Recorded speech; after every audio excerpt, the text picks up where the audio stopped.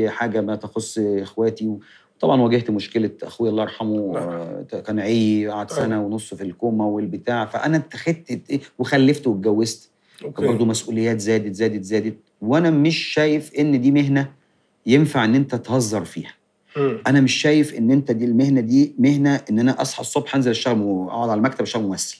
انا شايف ان دي مهنه فيها ابداع وفيها جمال وفيها فن، فلازم تعمل العمل. انا دي وجهه نظري يعني. صح. مش شايفها انها مهنه اكل عيش. انت النهارده اسماعيل ياسين عمل 300 فيلم، تمام؟ نجيب الريحاني عمل 6 أو 7 افلام. هل انت تعرف المعلومه دي؟ لا. نجيب الريحاني 6 7 افلام بس، تاريخه 6 7 افلام، انت فاكرهم كلهم. اسماعيل ياسين انت فاكر منهم الافلام اللي عملها مع فاطين عبد الوهاب وانجح افلام، ومش فاكر الباقي. بس هل انت في فرق بين النجمين في نهايه مشوارهم؟ لا. ده نجم كبير جدا وده نجم كبير جدا. هي مش بالكثره ومش بالكم ومش انت عملت قد ايه. اللي هتتحكم عليك في الاخر انت عملت ايه.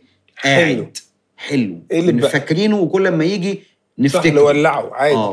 نفضل نتفرج عليه. صح. مش فيلم ان انا لو جاء اتفرج عليه في السينما وخلاص بعد كده، او لو اشوف التلفزيون مره وانساه. هي انا بشوف ان ده التاريخ. النجوم الكبار اللي قبلينا وقاعدين مهما كان انت مش فاكر كل نجم عمل قد ايه وغاب قد ايه.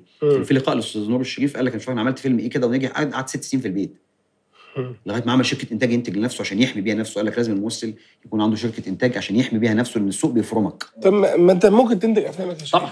انا دلوقتي يعني هرجع للانتاج وهعمل عندي مشروعين شايفهم مشروعين.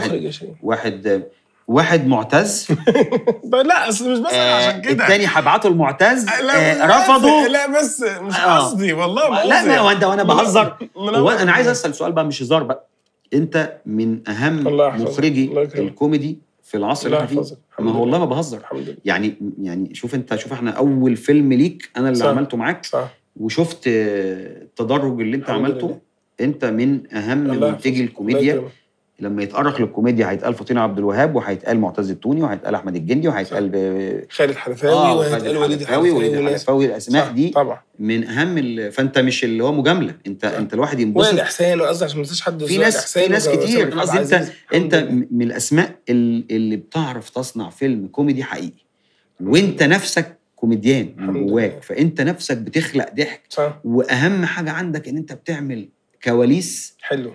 الحمد لله. قمره. طيب تخلي يعني جل واحد يعني الفيلمين بقى جداد دول مش هيجوا. التراجيدي انت هتعمله، والكوميدي انت. بطوله. ما انت باسم. ما انا باسم فيهم. وانت فاكر ايه؟ انا مش بسمع. معتز مش عايز اتكلم. الله اكبر. انا جاي البرنامج ده ليه؟ عشان انا مش هتكلم. الله وبعد كده استضيفك ابقى قاعد مكانك. يعني البرنامج جاي انت المذيع. انا اللي مذيع وانت الضيف. طب ما تسيبني اعمل مذيع. خلاص احنا هنعلي على التعليق. والله العظيم انت قمر حبيبي. طب عايز ايه؟ لا اؤمر بقى. عندك حاجه ثانيه؟ اتفضل. لا هلاقي لك. اتفضل. في مواقف، قصدي مثلا موقف حصل لك عمرك ما حكيته قبل كده وهو موقف غريب بتحب تحكي معانا؟ في